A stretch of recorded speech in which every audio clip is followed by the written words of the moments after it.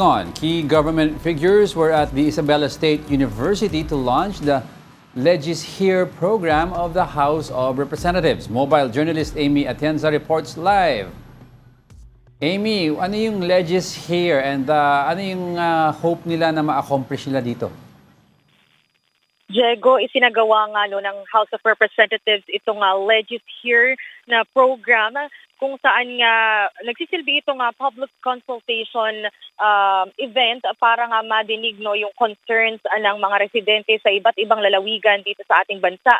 Pero kanina, nung nandito din tayo sa event, ay napansin din natin na medyo may kaunting lectures na nangyari para bigyan ng idea itong mga residents dito mismo sa Isabela kung paano nga ba sinisimula ng isang panukalang batas.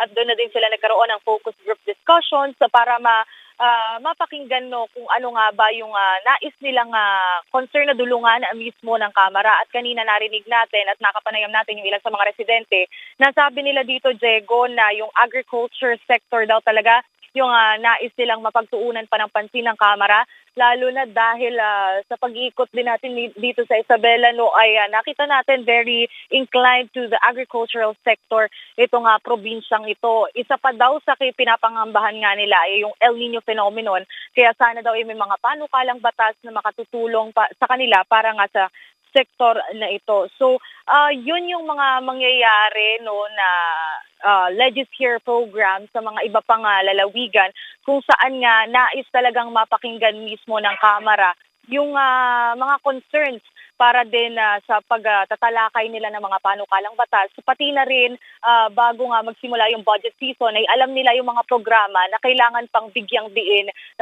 kasama yung iba't ibang ahensya sa ating bansa. Diego. Alright, Amy, bakit sa Isabela ginawa ito and sino-sino ang mga pumunta?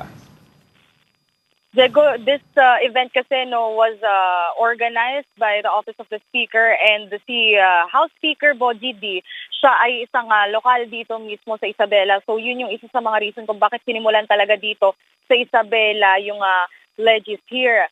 Meron din tayong nakasama dito na ilan pang mga mambabatas mula sa Isabela. Kasama din si Representative Javi Benitez para lang din mapakita at mapakinggan yung concerns nga ng mga residente dito.